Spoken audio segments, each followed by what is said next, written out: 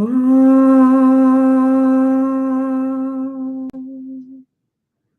Sadashiva-Samarambham Shankaracharya-Madhyamam Asmadacharya-Paryantam Vande Guru Paramparam. Shruti Smriti Purananam Alayam Karunalayam Namami Bhagavad-pada Shankaram Lokashankaram Shankaram Shankaracharyam Keshavam Badarayanam Sutra Bhashya Kritau Vande Bhagavantau Punah Punaha. Om Sahana Vavatu Sahanau Bhunaktu Sahaviryam Karavavahai Tejasvinavadhitamastu Ma Vidvishavahai. Om Shanti Shanti Shanti.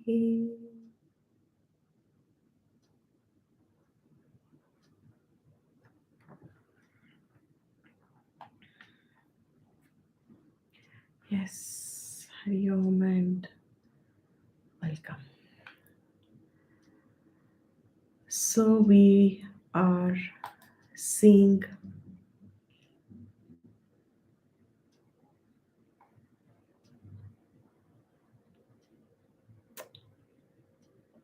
I always do that.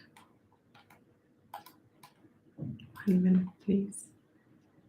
Keep forgetting. Okay.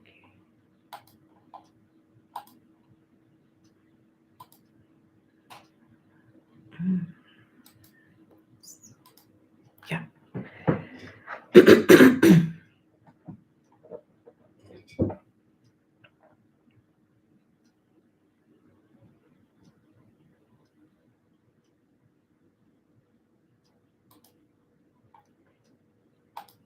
I guess the recording is on. Anyone? I can't see the button here. Yes. It's on, Dipti. It's on. It's on. Yeah. It's on, I think. Yes. So let's continue from the last class yesterday, where he has said many people in the past have attained freedom, moksha. They have followed the path that has been laid out in the Vedas, in the Vedic view, by the rishis, unfolded by them, because, as I said yesterday, a knowledge is available, but it has to also be received.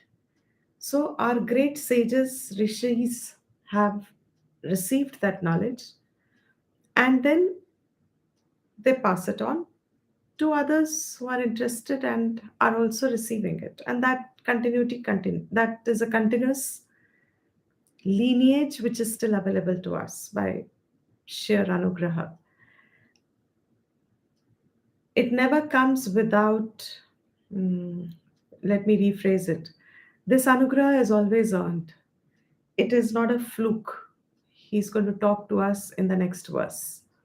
So, in the 10th verse, he said, many people have attained this following this path. It's an established path. There is, what do we say? There is 0% error. Why? Because just as the eyes, if they are functioning, will never stop to report color and form, provided the eyes are functional. In the same way, what we term as Shastra, will never fail, ever fail to deliver the knowledge of who one is, one's real nature, putting it objectively, to deliver the knowledge of truth regarding truth. A Shastra can never fail that, provided the receptacle, our instruments, are refined enough to receive it. So he says the way to refine it, the way to polish our receptacle, the way to uh, hold it, the way in which one can come to hold this knowledge is first and foremost growing out of raga dvesha. Very beautiful. If I just remove the words technically, though they are absolutely conveying, but to give us more flavor and understanding and anchor. When you understand Vita Raga Bhaya, means you just grow out of rag. You just grow out of the clutches of fear, insecurities, and anger. So, what would it mean ultimately? It would mean you have your own mind available to listen to you. Fundamentally, it means that. How does this knowledge help us? This knowledge brings us to become aware of, to understand our equipment, our antakaranam, our capacities, our gunas.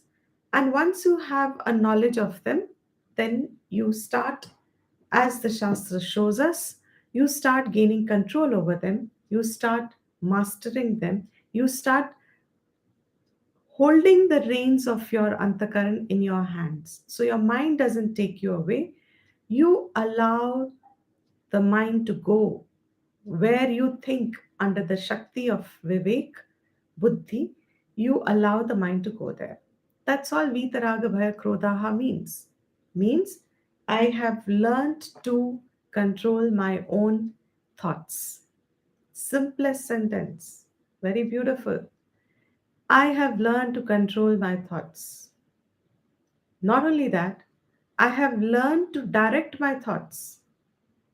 Where?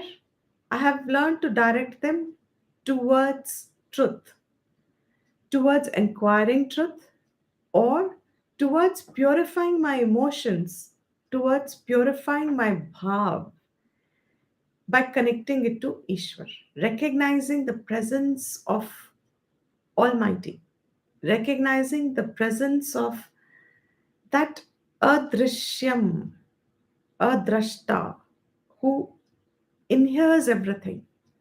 When you recognize that, automatically there is a um, bhav that emerges.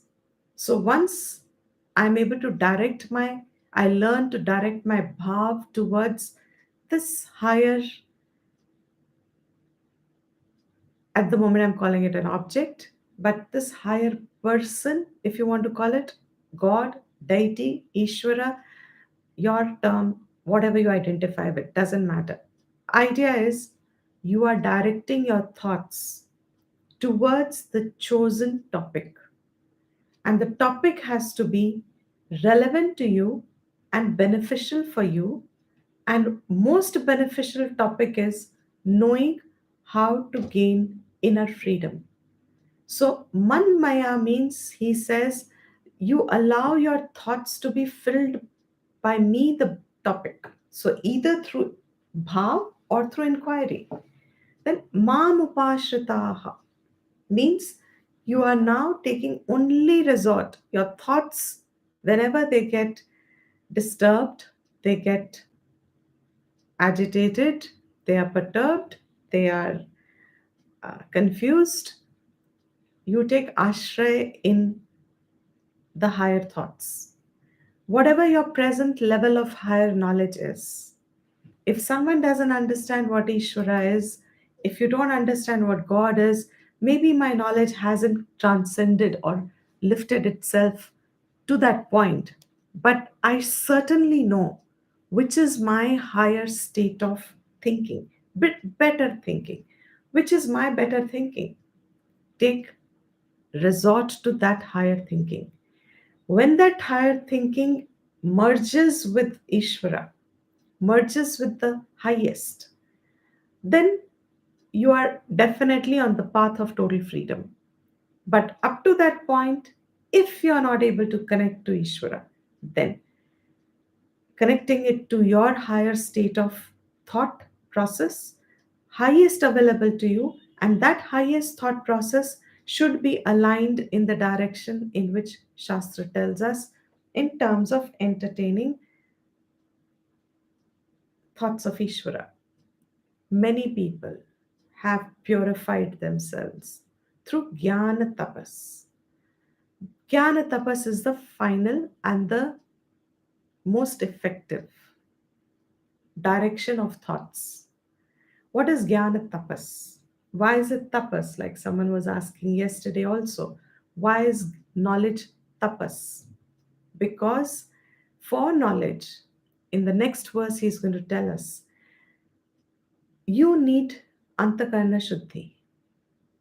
That antakarna shuddh, manaha, alone can be qualified for knowledge. So that's a lot of tapas. To be freeing ourselves from raga, dvesh, etc., is a lot of purusharth, a lot of tapas, a lot of commitment, a lot of dedication. All this means comes under receiving knowledge and shravanam, mananam, nididhyasanam. Through that, avidya is the prime cause, the primary root, which is expressing as all sorts of desires, kamana, thoughts of unfulfillment, thoughts of um, all various thoughts that we have. Avidya being the cause of it, generalizing it, he says, through this gyan tapas, the more one purifies one's antakaranam, the more shravanam becomes acute. Acute means what? It's like supposing you have a very close friend and um, they were supposing they're staying abroad and is visiting India, a close friend of yours, and was supposed to take a particular flight. And for some reason, the flight has some problems and is um, directed elsewhere. There's announcement. There are other flights also directed, few others directed. There's announcement going on. What is your attention on? Your attention is fixed. You have a name with you, and whatever the announcer is announcing, some other flight, your ears are just passing it through. You are listening, but you are passing it through. You're not picking up every name, you're passing it through. Only looking for the name that you're looking for, you want to hear. Is that passenger on the plane? Did your friend board the plane? Is she stranded or is he stranded somewhere? Your whole attention is on that name. The minute that name comes, there is some spark within, something triggers, and you are extremely aware and alert. Now that knowledge has got firm. Knowing, hearing that sound that you were looking for, that you were anticipating, is it there or not? The minute you're focusing on it, the minute it falls in your ear, you suddenly have this explosion as if from inside of recognition. Exactly the same way. It's actually the same process. When your antakarn is shuddh, to the degree it is shuddh, there's nothing like an absolute shuddhi. Absolute shuddhi is only when avidya is destroyed. That's jnana tapas. But relative shuddhi, to the extent it is shuddh, when the words of Shastra fall in our ear, You'll be bypassing a lot of knowledge that's available in the world. Not this, not this, not this. Very casual, you hear, but it doesn't hold your attention. The minute knowledge of Atma comes anywhere in the world, Atma Vidya ka gyan shuru hoga, and suddenly your ears become like elephant ears. Everything starts falling in the Antakarana. That's the benefit of Antakarana Shuddhi. And without Antakarana Shuddhi, like we said, we keep on emphasizing on this because acharyas in the past have emphasized on it. And we also see how it makes a difference in hearing the same thing on a purer mind. When our mind is more calm and quiet and without ragadvesh, when we hear the same things, we understand them better and deeper. This is a universal experience for everyone. When I'm angry on someone, relatively, in a relation, if you're angry on someone, even if they're saying something right for you, in your benefit, how do you receive that? Because your mind already has antakarna disturbed. You already have ragdvesh built up. You already have growth. Now, if they are saying something which is for your benefit, what happens to you at that time? The minute they are saying some words, what happens then is exactly what happens when our antakarnam is not quiet and calm and has overcome this raga dvesh obstacle. Then, even if the Shastra gives us the highest knowledge, and even if the best teacher is available in the world, Atmanisht Guru himself may be available in front, our receptivity will only be limited to what is our antakarna. That is why, despite Krishna giving this knowledge, there in front of him were so many people. With great difficulty, even Arjuna could recognize. He also had a lot of effort to go through before he understood what Krishna has said. That is why we have so many chapters of the Gita. So many, many, many people have attained through this path. And this path should be very clear in our minds. If anyone has any doubt at this point, also, we should take it up because this will just keep repeating itself throughout. What are the steps? The steps are: I'm born with my Prakrit Swabhav, I have Ragadvesh. They I have Ragadvesh. It's not from outside world. People don't um, okay, let me put it this way. When I say big I am fond of this one or I dislike this one, it's not the quality of the person. I have Ragadvesh, therefore they trigger that in me. It's my ragadvesh that from the external world gets activated as if it gets stimulated. So it is the sources within me. That ragadvesh I am operating from, everybody is operating from in the world. And the world has a certain vyavharik format. Let's put it this way. It's got a vyavharik format, a social format, in which a certain degree of raga, dvesh, and ahankar has an acceptability and gives you a recognition of you as a person because nobody's searching the higher values here. Everybody is searching their own pleasure. If that is your starting point, then in a social format, a certain level of raga, dvesh, and ahankar get acceptance. So everybody follows that. Blind leading the blind is how we say that. That parable that you all know of, there was a line queue of people going somewhere. So someone at the back, where are they all going? Asked in front. He says, I don't know, but there's so many people going there. Must be right.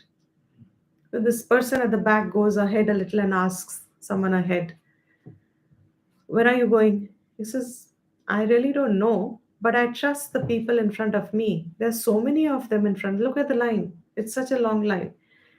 Since they're all there, headed there, they all can't be fools. They all can't be. They must be knowing where. Somebody must be knowing where they are going. especially the one in the front must be knowing where they are going, because behind him there are so many people. So it doesn't matter whether I know or not, as long as I'm following where everyone else is going, I must be safe. What happens? This fellow also thinks logical. Sahi baat, correct path. This seems correct. Therefore, what should I do? He also goes back and joins the queue. The minute he joins, there are many people joining behind. Now, what happens as they keep coming closer and go forward? A few kilometers ahead, probably. Suddenly, very soon, there is a precipice. And just at the second or the third person in front, only when you reach at that point, you realize that person in front is falling down the precipice. It's a huge hilly area, and there's nothing ahead. There's no road ahead. They're just falling down. They're falling down to their death. The person behind wants to move out. The minute he recognizes, oh, this is danger. But the momentum from behind is so huge. People are pushing from behind. They're all behind. They're not letting you go out at all. So what happens? Even though very soon you realize, oh, this is not the way, yet at that time, the momentum from behind prevents you from taking a side step, and you also go fall there. This is the process of ragadvesh following. What a societal acceptance is. People just manage their own personality some way or the other, that it becomes acceptable in society, that you are fairly living, how do we say, a peaceful, relatively peaceful life, and going about doing your work, earning your own rosy roti, as they say, earning your own, and seeking your own little peanut happiness wherever you think it is going to be available. You engage in those activities and you hold those relations where you get some help or some benefit or some pleasure from, and you stay away from those relations which create trouble and which are not right for you. You just stay away from them. Accept it. What is this path? Correct, it looks like normal, but this is that single file going where? Falling down. Raga dvesha based life will only bring to us recycling. You fall down, you're back on the conveyor belt, you're born again, the same pravritti continues. That's raga dvesh based. But next step to it is to control these raga dvesh. Bhagwan has given, or the Supadhi is such, that we have the ability to manage these ragadvesh. And very soon, when I am trying to see why are they going, where are they going, they don't know, nobody's answering my question. Where are you going? Are you finding what you want? If nobody's answering, Bhagwan has given that capacity, means in a human being, everyone has that capacity. You can invoke your Viveka Shakti, your courage, your own Shraddha, you can have all these qualities that you have, invoke them and say, okay, I will, at the risk of also finding another precipice, I may also just fall down, but at least I am not going the known way of falling down. I'll try. In that process, when someone wants to control the raga dvesh, that's one of the ways in which you say, let me try and live my life on duties. Let my raga dvesh not lead me in my actions. My raga dvesh leading me in my action means this single file leading me into actions. जहाँ ये जा रहे हैं मेरे राग द्वेष भी मुझे वहीं लेके जाएंगे. That means I will only go in the same direction as all these people ahead of me are going, and this will only bring me back into samsara. Therefore, if I have to stand out, my choice is I don't let my ragatvesh always decide for me what I should do. Slowly, I can bring about a change, and I can say, let me think what I ought to do. The minute I say, let me think what I ought to do, I will want to know what should be the criteria deciding what I ought to do. How do I know what I ought to do? That criteria that I ought to do, knowledge of that, Shastra, whatever we are hearing, higher values, and here now we've moved a lot ahead. Karam Yoga, all these are our base now. Ought to do must be determined by that. Shastra gives us a clear definition as per your ashram and as per your varna, but to us, as per our roles in our life, as per our receipts from our life, what can I do back? What can I do? What can I give back? What can I engage this body into as a service to something higher? When I say that, he says, your first step starts Vitaraga Bhaya Krodha. And then slowly you come to upasana, and then you come to jnanam. And jnanam alone is that with which you gain moksha. That is why jnana tapasa puta, that purification with jnana means avidya is destroyed, which karma doesn't do. And karma to do doesn't need any chitta shuddhi. Nobody asks before you are doing your karma how purified you are to do the karma. In fact, one of the ways to do karma is to gain purification in the sense of karma itself. Samskarya is one of the purificatory karmas. But the person in themselves, if gyan has to happen, you need antakarna shuddhi. Therefore, he says, those who have thought of me, are devoted to me, take ashray in me, overcome their own by their purusharth, their ragadvesh and bhaya and krodh. It's a lot of commitment, I would say. My mind says it's a complete dedication. You cannot have partial dedication in this. Either you are dedicated or you are not. That little dedication is good, better than not at all. But the raga bhaya, to cross over, to overcome, and Madhusudan ji has said, through viveka shakti, invoking your viveka shakti and managing your raga dvesh is a worthwhile hard work, is a definitely most fruitful than any other hard work in life. But here he says, therefore, Raga, Bhaya, and Krodha, who has, they come to me. I free them as per the ninth verse. He said, Eti Mameti. Now, in the 11th verse, as I said yesterday, there can be a doubt that people will ask, so are you in some way partial?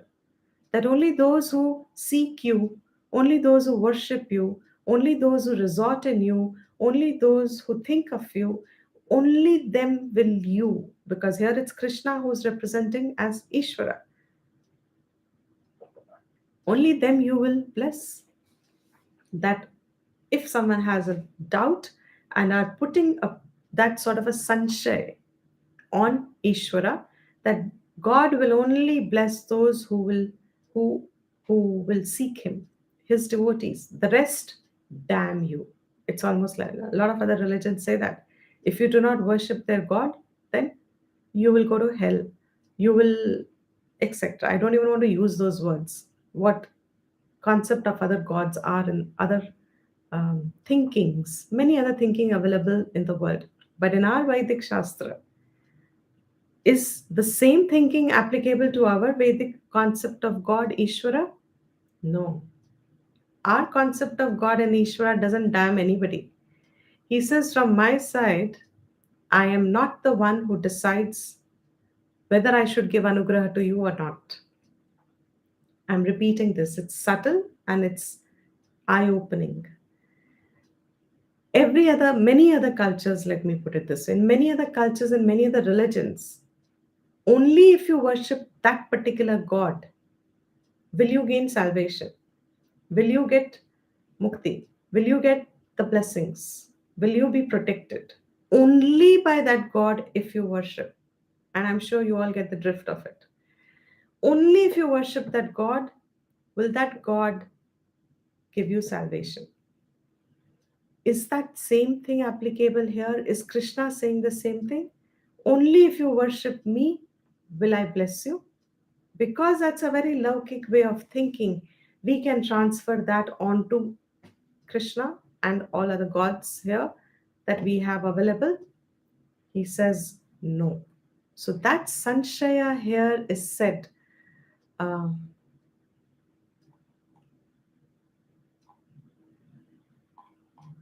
I'm supposed to go to 11th verse. No? Yeah, 11th verse. So he says, Tavatarhi ragadveshaustah. If you say that those who come to me, I will protect them, I will take them to their higher, then that means tava in you. Tarhi, then ragadveshaustah. You have ragadvesh because you are clearly showing preference to your devotee. Whoever worships me, I will bless them. Even antakale api mameva sharanam. Whoever takes sharanam in me, I will take them with me and they will not have a punarjanma. He has said this here, he'll say it again later in the Gita also. That means you also have ragadvesh. Yena kepya kep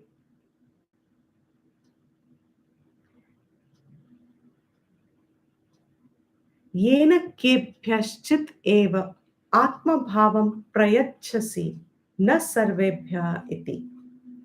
That means um, by which, because of your ragadvesh, kebhyash, some people, eva, only, atma prayachasi, you will only bless those who are asking from you. Na sarvebhyaha, not all. Means the others who are not worshipping you, they can be left alone. You have no interest in them. It's almost like that. I will They're not worshipping me, why will I take care of them? Is that what it is? And this is a beautiful verse.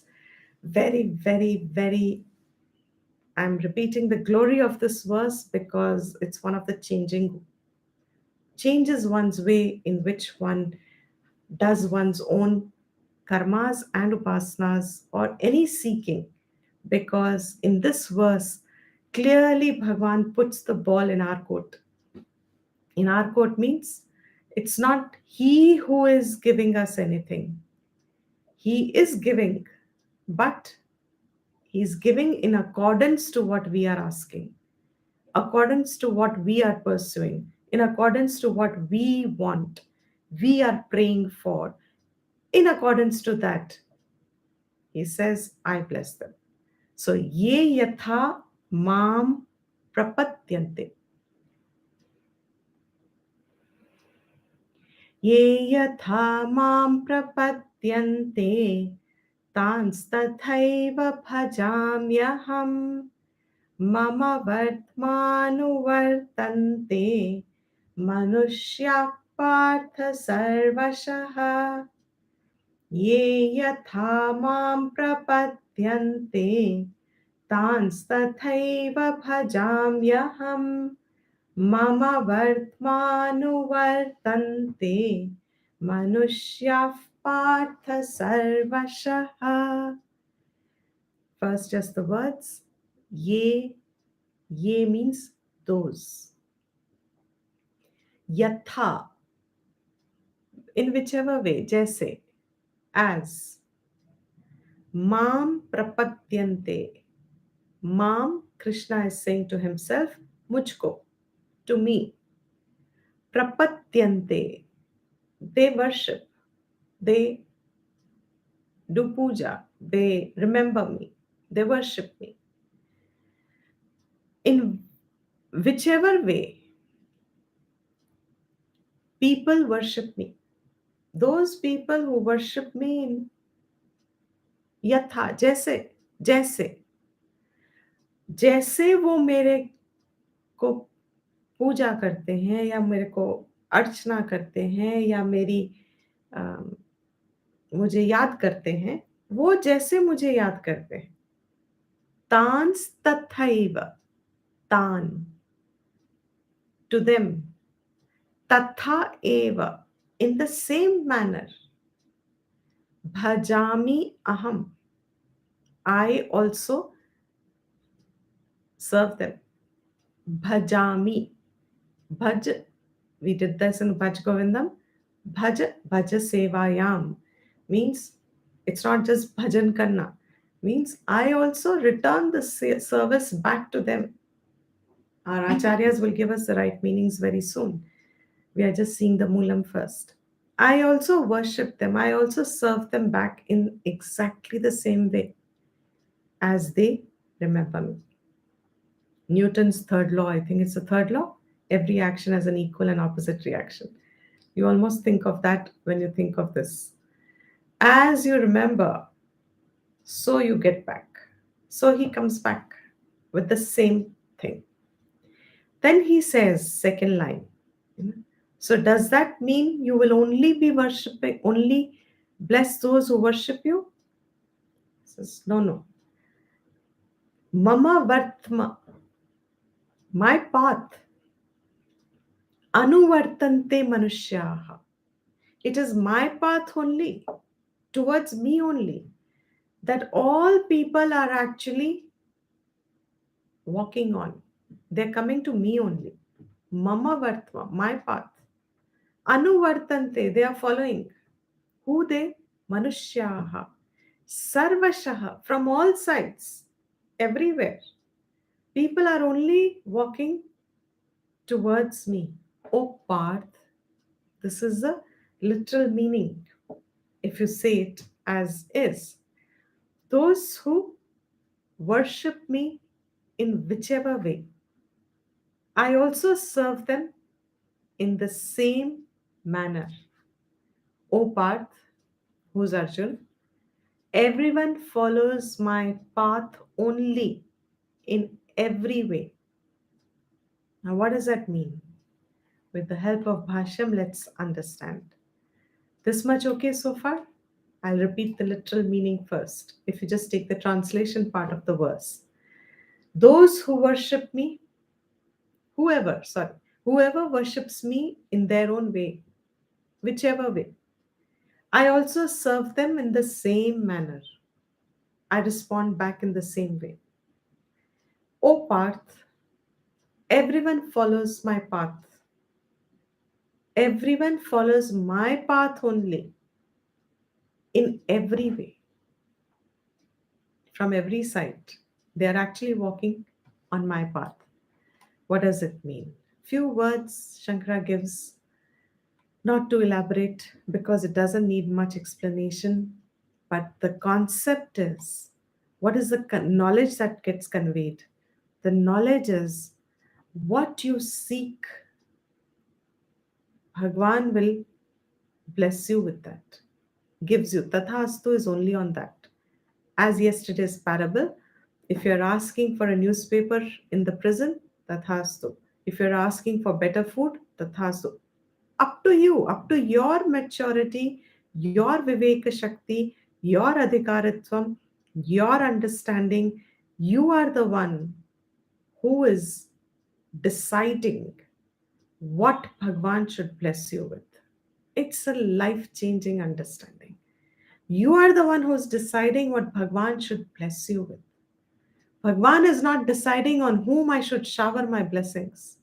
Oh, they are very nice people. They have given me so much, you know, इतना चढ़ाया है उन्होंने, इतना दान पुण्य किया है, and so much charity they have done, so much good work they have done, and let me bless them. The other person has done nothing, only once in my entire lifetime, in their entire lifetime has remembered me only once. Therefore, I will give them fruit only. No. If you have done that once also, but you have done it calling him, compared to someone who has done thousands of such things, but the mind was still attached in the world. He says that gradation of fal, kisko kya mil raha hai, that gradation of fal is not decided by me, says Ishvara. If I don't know, Vedika, are you here on this? Please connect. Please comment if you're listening. This is a question many people hold and are not very clear on, but something that you must understand very, very well. Your relation with Bhagwan or with the laws completely changes when you understand this. Ishwar is only Faladata. He only is giver of, he only enables the fruits to manifest. आपने जो कमाया है, what you have sought, what you have earned, what you have asked, you are the one who's deciding what Bhagwan should give you. Fantastic. It almost makes as if Bhagwan powerless from this understanding. It almost makes Bhagwan, on one hand, I'm saying he's Bhagwan, he's all powerful. On the other hand, I'm saying he's actually limited. How? He's limited that he can only give me from what I have earned. He cannot give me anything outside that. That he says is my law. But where is that samatvam, as I was saying in the class yesterday? Where is the samatvam in his vision? The samatvam is that irrespective of who has done what and who is um, uh, gaining more or less, equally he will that law is an equal impartial law on which he allows the fruits to manifest. Is that statement clear? It's an impartial law that he follows. Means he has set forth. You know? DPG, in a situation when you don't ask anything. Yeah, so fruit will come according to what you've done there. yeah, what is the fruit for that if you've not asked? What that karma would be if you don't ask anything? It will be like you're dedicated. So what karma is it called technically? Shastra Drishti. What is that karma called? Karmyog. Karmyog. And therefore? Then Abhyudanam will benefit you. Right. So what is that karma called when you're not asking for anything? Karmyog is right, but It should be. That will exactly that will be nishkam. Who said nishkam? Nishkam. Yes, it's a nishkam karam. It becomes a nishkam karam, and nishkam karam gives chitta shuddhi. It is karam yog. But how will you qualify that? See, your definitions should be clear. Karma from Shastra Drishti is either sakam or nishkam. And that's what he's addressing here now. Sakam means when I want something. So when I want something and I pray, next verse, also 11th and 12th verse, you'll get a full clarity on all those questions. And you must digest them, write them down for your own sake, everyone, whatever you understand. Because 11th and 12th verse, he dispels this ignorance that we have. Is God there? Does he give the fruits on his own wish? Why is there inequality in the world? People ask. If God is all powerful, if God is all almighty, then why is there inequality in the world? Why is someone born poor or why is someone born rich? They don't seem to have done any good work, but they still seem to have all the good. And we put the blame on Bhagwan. We think he is the one who's deciding who should be given what. It's a very intricate thought process. You have to identify it. Our thought process is by default as if that it is God who decides what I should get. Here he says very clearly, I am subservient to you. In a way, he's not said it in these words, but the tatparyam comes is, I am not deciding who should get what. You are deciding what I should give you. I will give. I am the giver. Fruit you cannot manifest on your own. फल दाता आप नहीं है, आप करता हैं. You can only do. Your right is in karma. Third chapter, he said, karmani eva adhikaraha. You only have adhikar on your karma, capacity to do karma. You do not have any adhikar on phal. Phal mere adhikar hai. Even though his adhikar is, his right is on manifesting the fruits for you, even then can only manifest the fruits in accordance to the karma that is done. How you have sought him, how you have involved him, how you, all those things, various factors. So he says,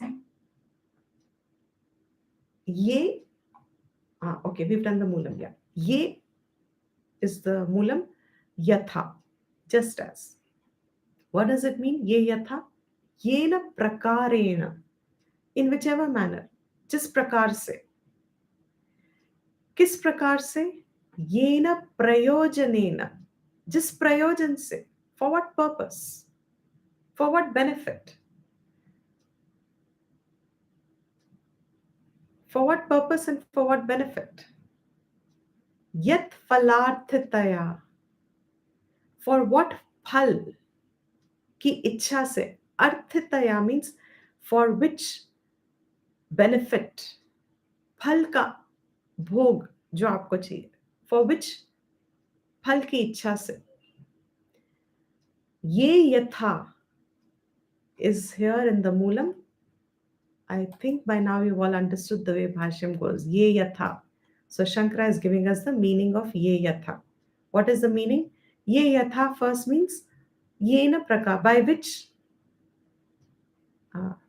jis prakar se, by which, what is a prakar for English? English for prakar. Prakar ka English. Way, Huh? way, manner. Okay, way, manner. All right. What does it mean by in which way, in which manner? Yena prayojanena. For which prayojan? For which purpose? Yat phalartha. Which purpose means what? For which phal? For which fruit? Mam prapadyante. Again, mam prapadyante is in the moolam here. So you see the mam prapadyante. Mam prapadyante. You worship. Prapadyante is worshipping, seeking, following me. The exact meaning is bhajana. It's also the same root. Pad is the root, and from pad root, padyante, and pra is the prefix, prapadyante. And that pad again is in the meaning of bhaja. So there he'll use bhajami, and here he uses padyate, prapadyate. In whichever way, meaning is the same in both the words. In whichever way you serve me, remember the Bhaj Govindam, in whichever way you seek me, tan tathaiva, again the Mulan, tan tathaiva, tat phala danena, by giving the same phal, for which phal you are seeking me, for which result you are seeking me, for which purpose you are seeking me, for what reason you are worshipping me, the same phal, danena, I will give. That is me bhajami. I do that service. What is bhajami? Anugrannami. I bless the person. I give anugraha. Aham anugrahami. I do anugraha on the person by giving them the fruit what they were seeking. By allowing them the fruit that they were seeking, for which they came to me, I give them that. Tesham moksham prati anarthitvat.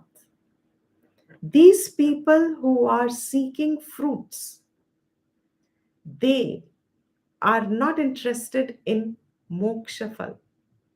Means they're not interested in moksha. Moksha anarthitvat. उसमें उनको interest नहीं है. Those who have worshipped, sought Bhagwan, sought the intervention of the divine, whatever words you use, sought the interference or sought the help of the higher faculties, higher forces, for whatever results they want manifested, or they want to experience, or they want in their life. He says, I bless them with that. No sanshaya should be here. I will give you what you want. Such people, he says, they don't want moksha. They are disqualified from moksha. They're not seeking moksha, in other words. Nahi ekasya mumukshutvam phalarthitvam cha yugapat sambhavati. Na sambhavati, not possible. What is not possible? Ekasya, at the same time, simultaneously. Mumukshutvam and phalarthitvam yugapat.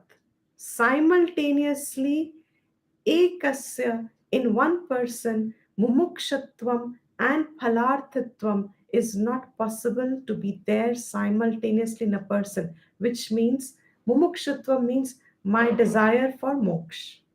Phalarthitvam means my desire for a particular fruit. They are contradictory. If I want a particular fruit, then I'm asking a life of limitation. I'm asking a life of beginning of that fruit and end of that fruit, time, space. It'll manifest somewhere, it'll manifest in a particular condition. I'm asking for all of that. When I'm asking for all of that, that means I'm not asking for complete freedom.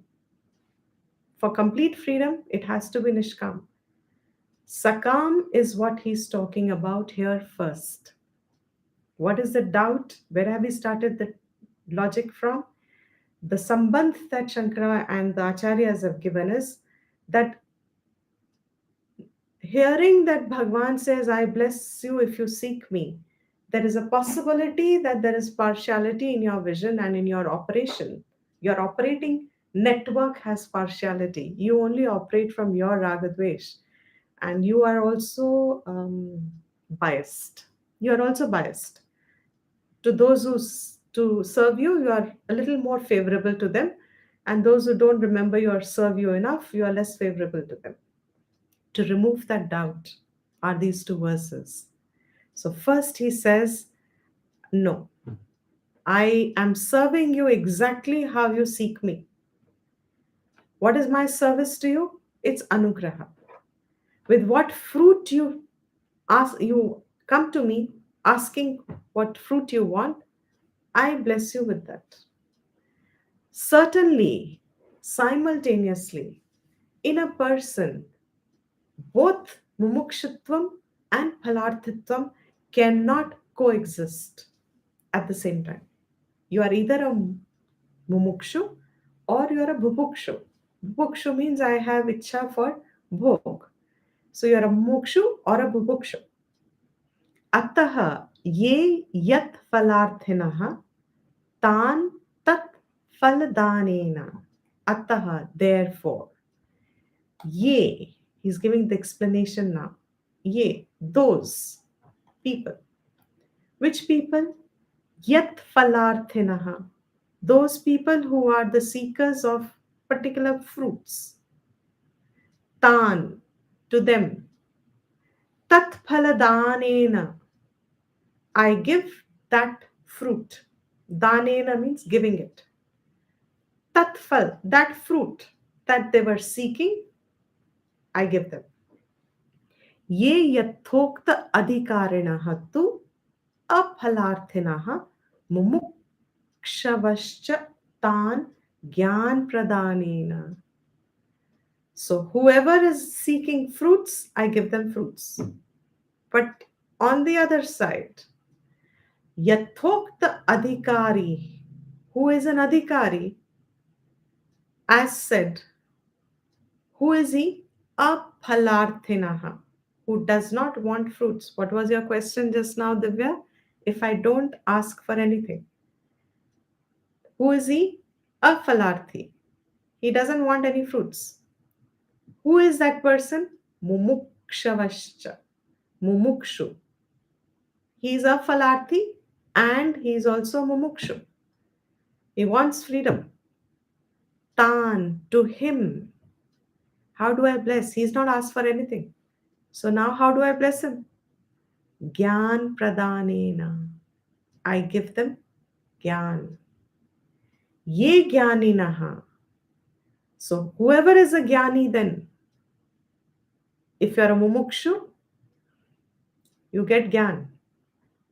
If you are a gyani, sannyasinaha, mumukshavaschya, and you are a sannyasi and mumukshu, Those jnanis who are sannyasi and mumukshu means they've given up all chase for all karmas and phal. Sannyasi ka matlab kya hai?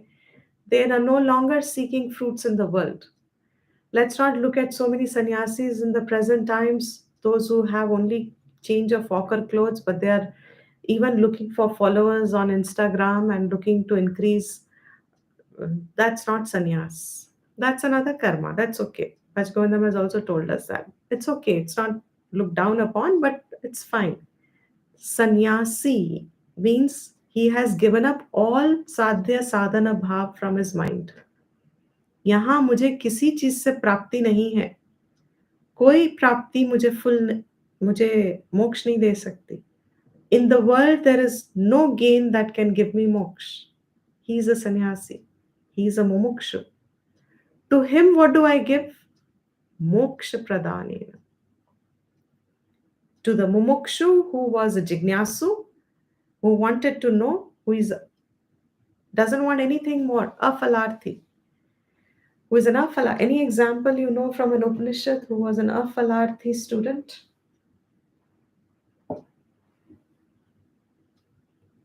Aphalarthi student. Since we've done that Upanishad, I'm talking about it. Who is an afalarthi student? Afalarthi, then I know you would have understood. Afalarthi means उसे कुछ नहीं चाहिए. Nachiketa. Nachiketas. Very good. What is Nachiketas saying?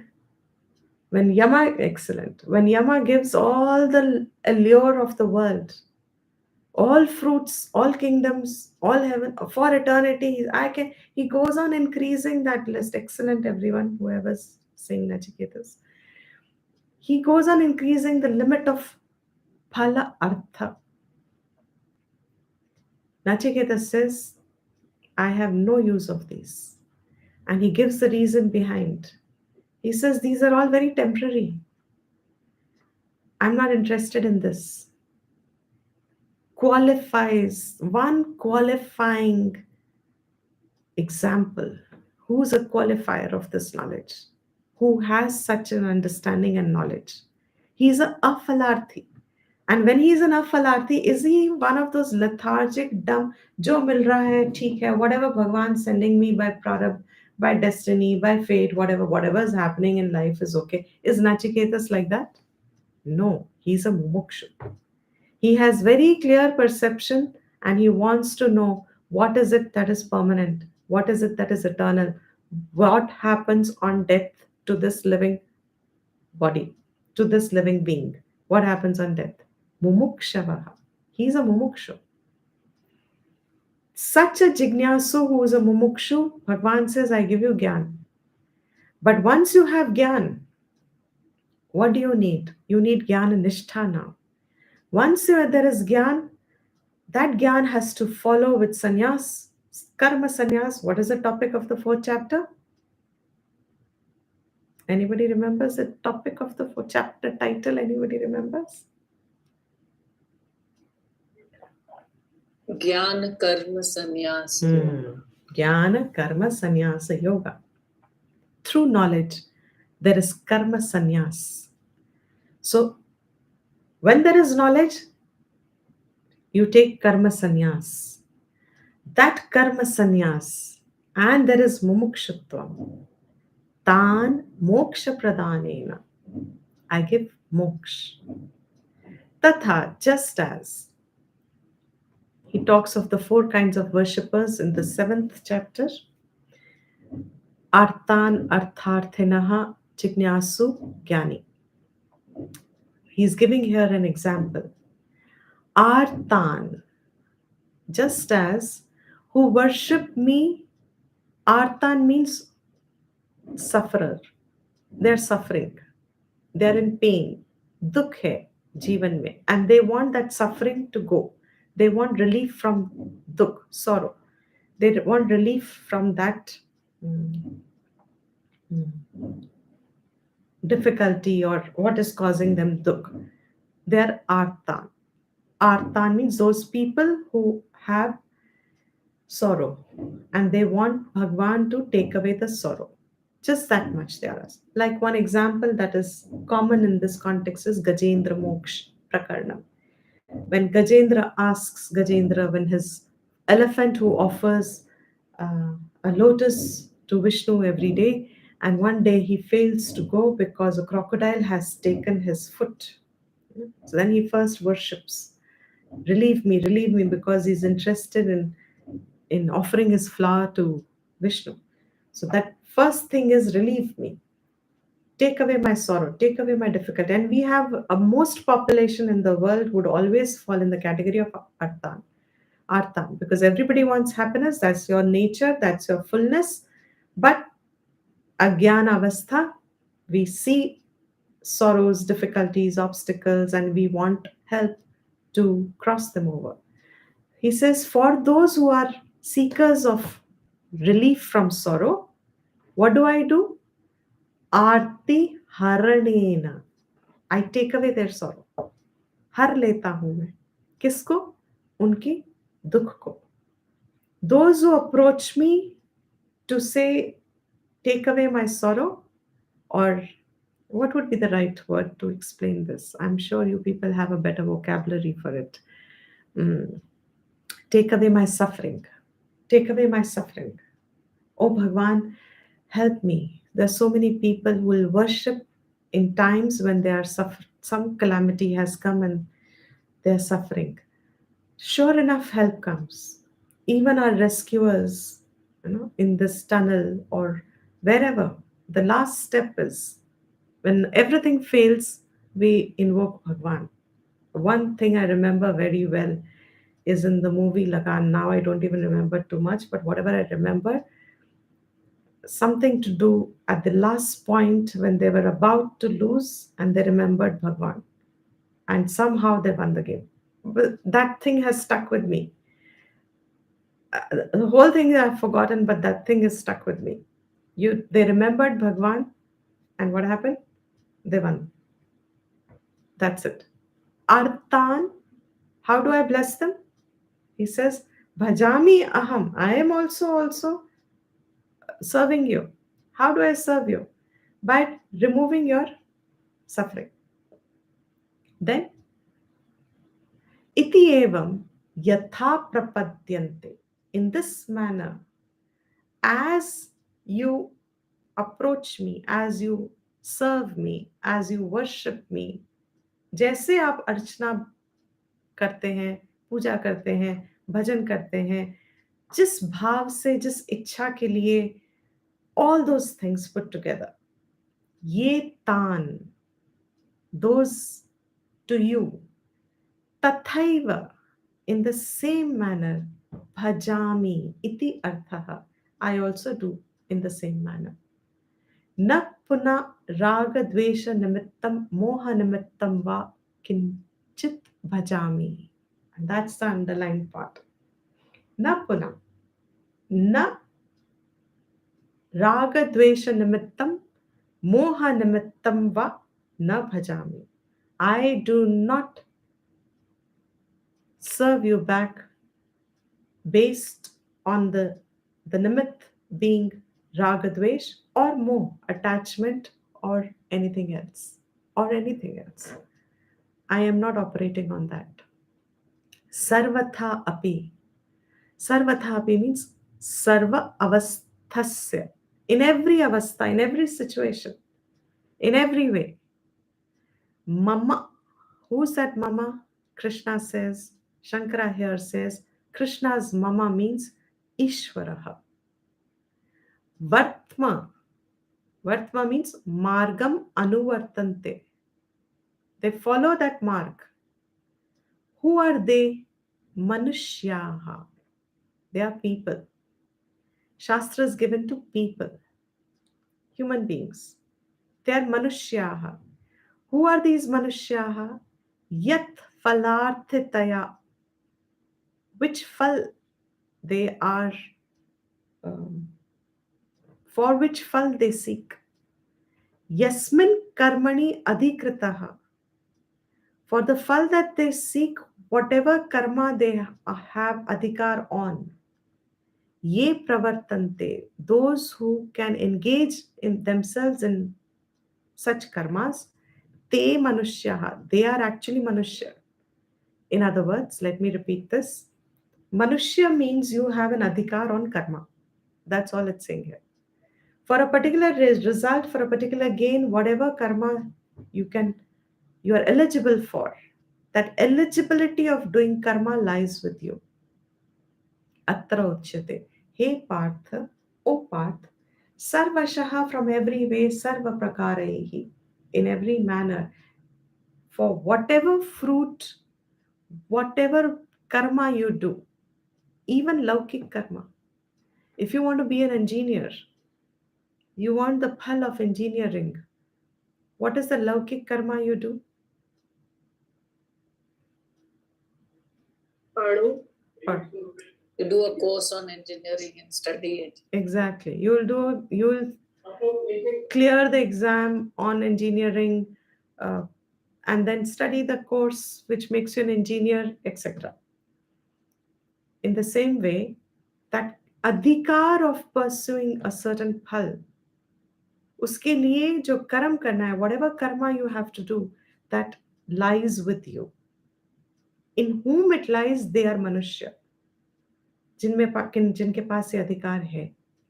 So people who can pursue this, he says, I, in every way, even in laukik karma, if they're following, if they get blessed with any fruit, whether they have worshipped me or not, even by joining your engineering college, you become an engineer, the fruit that you have, I have blessed that fruit, whether you asked it or not. So far, so clear?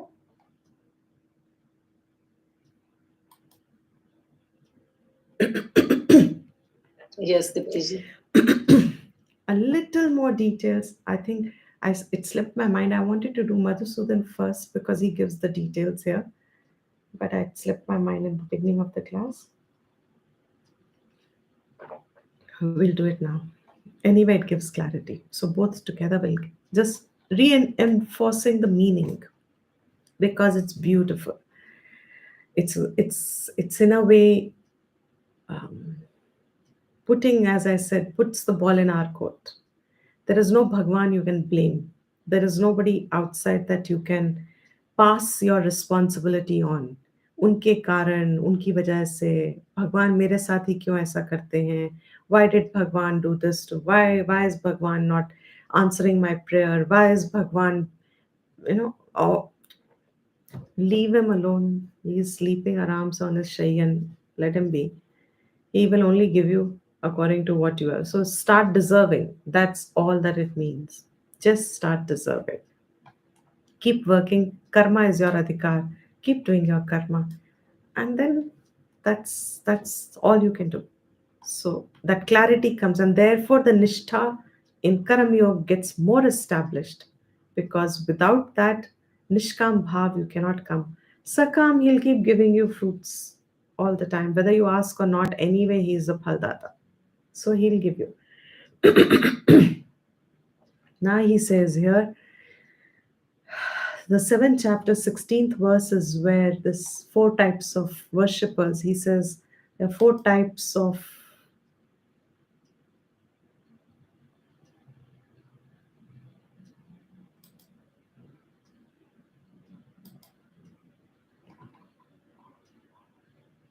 here, yeah.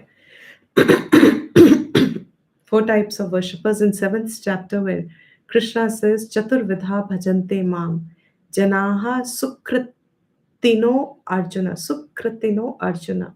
Oh Arjun, there are 4 types of worshippers amongst people, my worshippers amongst people, who have done sukritinaha. Who are sukritinaha means who have done good karmas in the past. They have earned their punya in the past.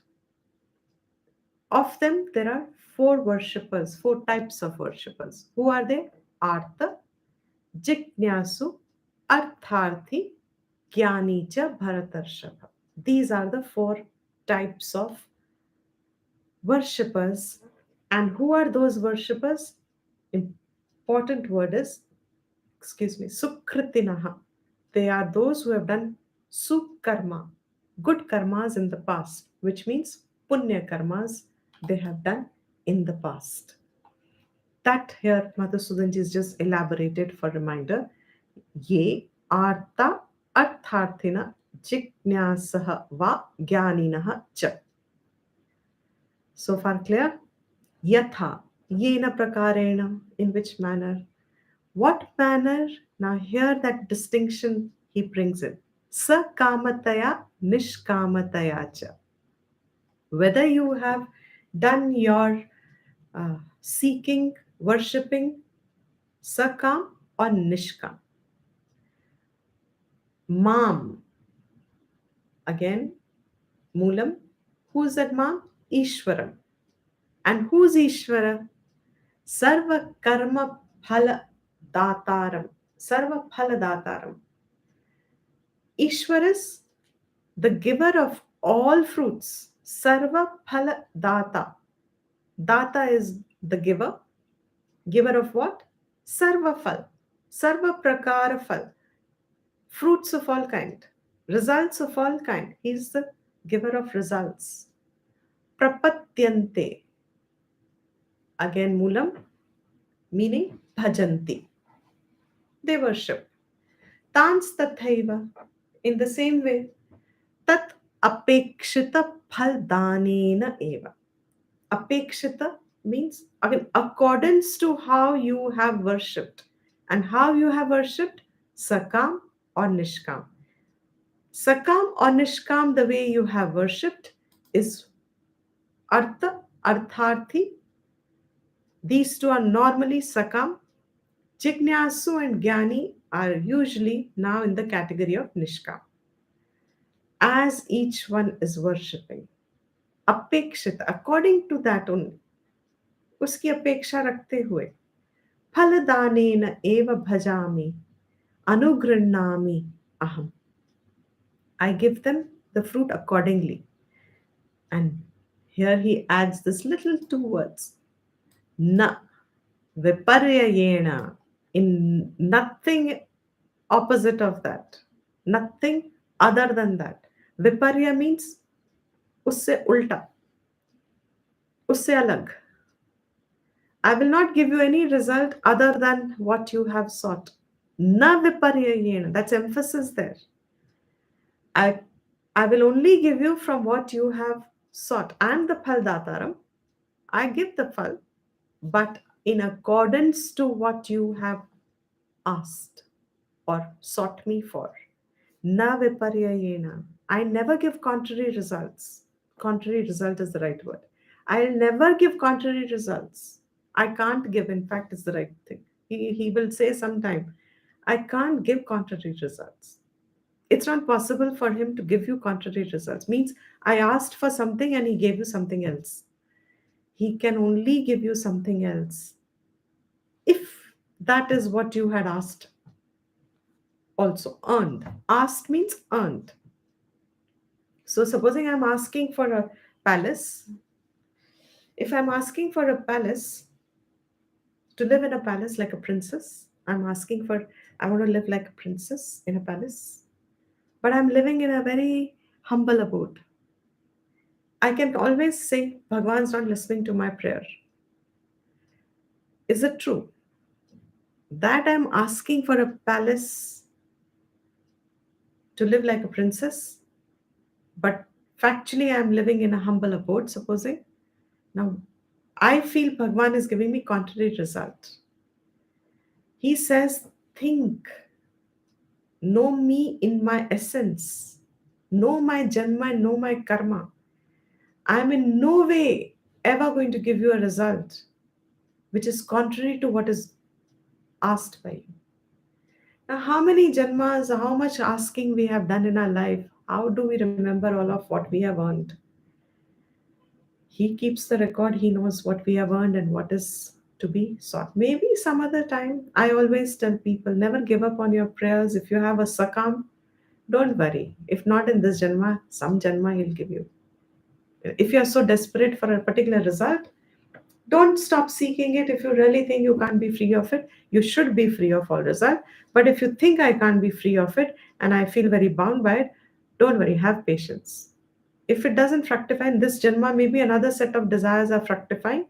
Another, because to live in a palace like a princess, certainly in present times, government will take away your palace. You can't be. So you'll have to be born in a time where kings and those people live. If your desire is going to be like that, it'll need an appropriate time for its fructification. I hope I'm conveying it and not rambling away to myself. Ji, ji, ji.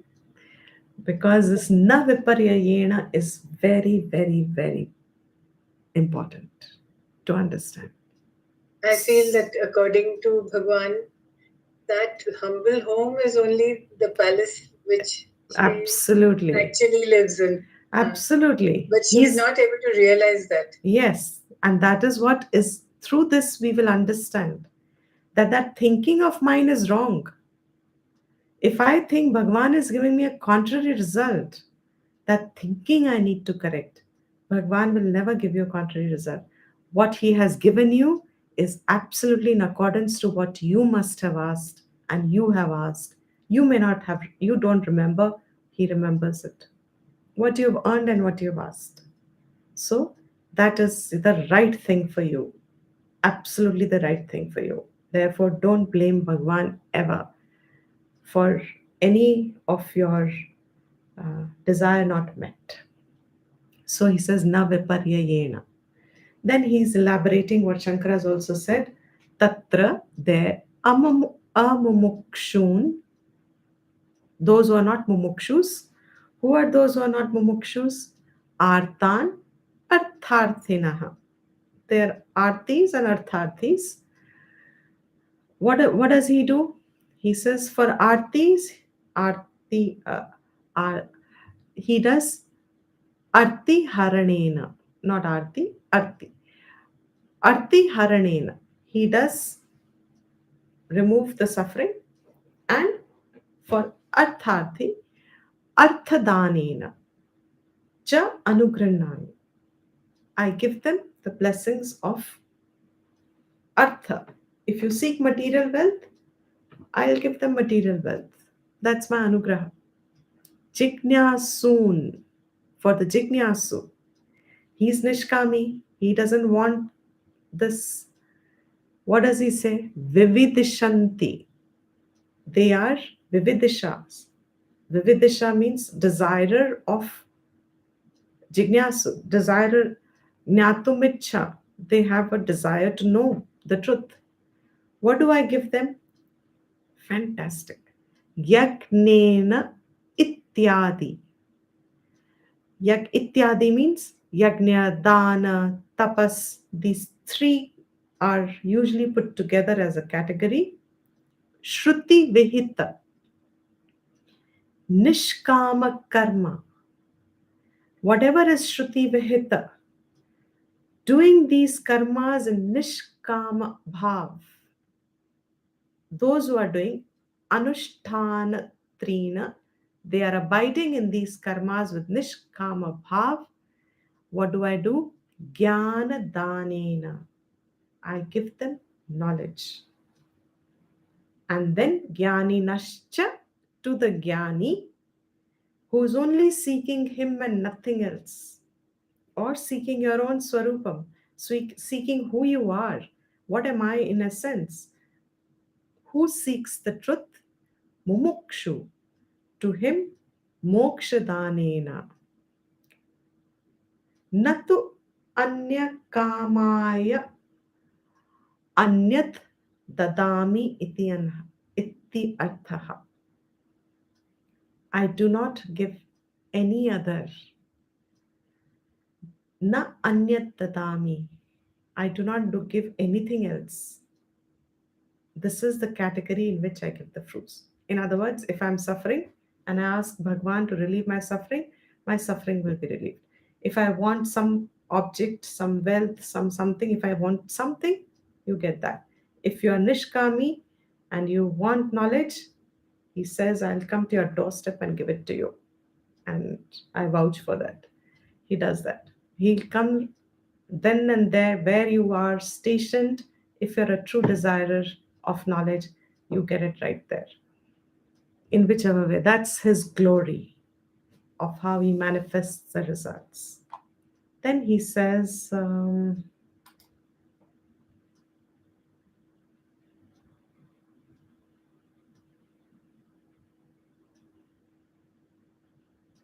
second line is now he's talking about in the next paragraph, similar to what Shankara has said, but let me quickly complete it to finish this. Yeah. Nanu means an objection. Tathapi, even then, also. Swabhaktanam eva, your own bhaktas. Swabhaktanam, apne hi bhakton ko, eva, only. Phalam dadasi, you give only to your own bhaktas. Nattu anya deva bhaktanam iti, not to other worshippers of other devtas. You will only give phal to your devata. Sorry, you only give phal to those who worship you, not to the worshippers of other devatas. Iti, in this manner, vaishamyam sthitam eva iti. There'll be the context of vaishamya means partiality, seeing the difference, otherness, separation. When you separate the categories. So he says, in you there will be a context arising of Vaishamyata, seeing the otherness, Mere Bhakt versus not Mere Bhakt. To which, removing it, he says, Mama, Mere. Who am I? He says, fantastic. Look at the way Madhusudanji is explaining that. Mama means Sarva Atmanaha. I am there in all beings. तो मेरे और तुम्हारे की बात ही नहीं है. I am there residing in all beings. वासुदेवस्य, I am Vasudev residing in all the beings. वर्तमा bhajan margam, he says those who follow me, my marg. What is that marg? Bhajan marg. In which way can you do bhajan? Karma jnana lakshanam anuvartante. Residing, I am the one residing in everyone. With whichever way you pursue. Karma includes upasana and jnana. These are the only ways. He says, through any way that you pursue, you are actually pursuing the one who is already there within you. He Partha, sarvashah sarva prakaraihi indradin api anuvartamana manushya iti karma adhikarinah. Even when you worship Indra Adi, so if you want rain, you say, I worship Indra. Or you want wealth, you say, I worship Lakshmi. You say, I want power. Gyan Saraswati, Dakshina Murti. You know, when you want this, you seek the respective gods for that particular uh, favor.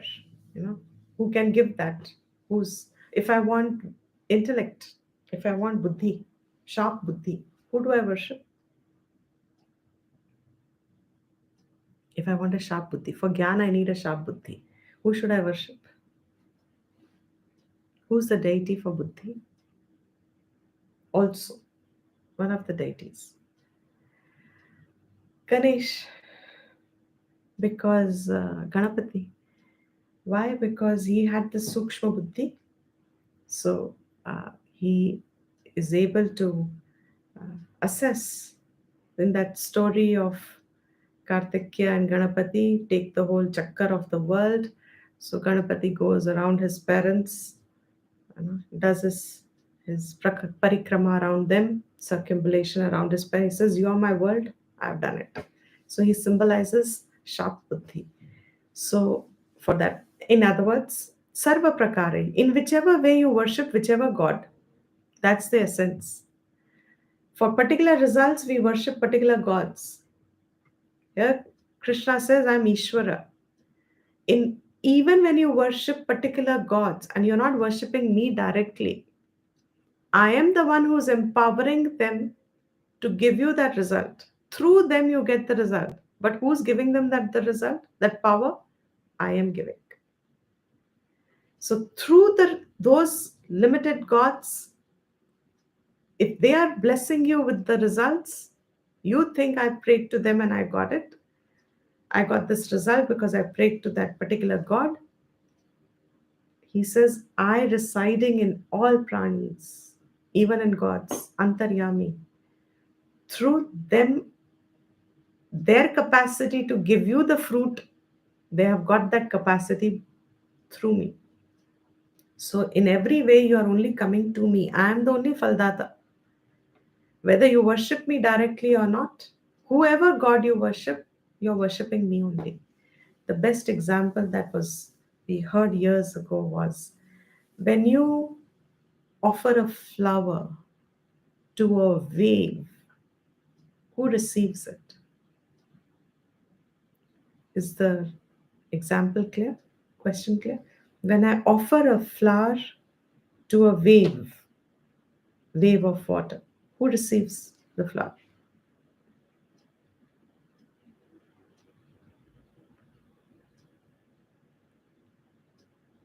When I offer, in that example, Laukik example, if I've offered a flower to a wave, who received the flower? The ocean. The ocean. Absolutely. Excellent. Who receives the flower? The ocean receives it. Because wave is not separate from ocean. So to all these gods, even Jiva is non-separate from Brahman. So all gods remaining are non-separate. Whoever you worship, he says, whether you are worshipping me or not, you are actually only coming to me only.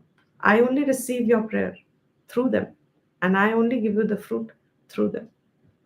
Okay, so that only is said in the later part. Indram Mitram Varunam Agnim Ahuhu Ityadi Mantra Varnad Phalamata Upapattehe iti Nyayacha Sarvarupeణ अपि फलदाता भगवान एक एव इत्यर्थः. These are verses from Brahma Sutra also has quoted this, and Indram, Mitram, Varunam, Agnim, Ahuhu, Ityadi.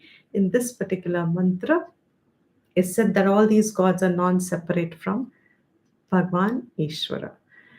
And Phalam Ata Upapattehe, this is a topic taken in Brahma Sutra where it is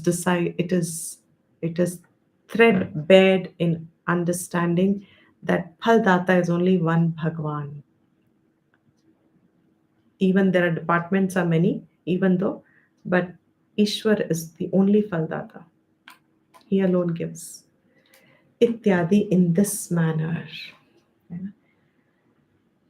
711 also says the same thing, but is it 711?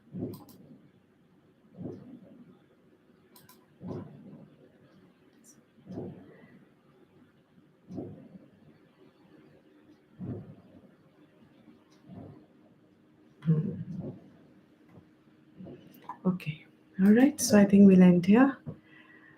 Is the verse clear? So what have we done today? We have concluded the 11th verse.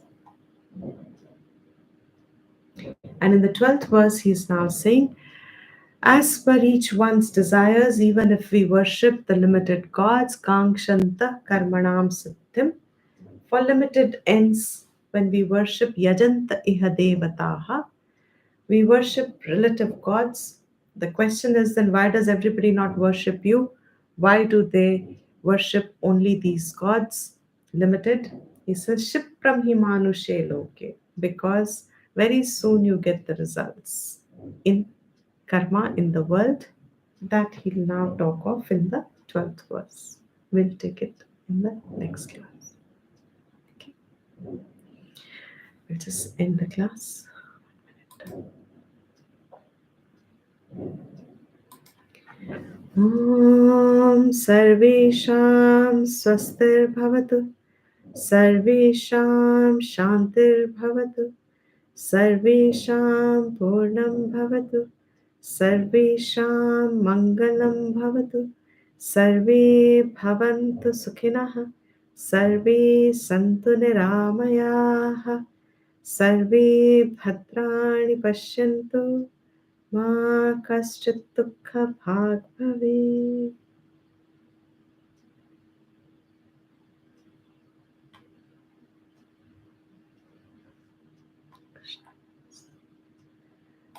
Recording stopped. Okay.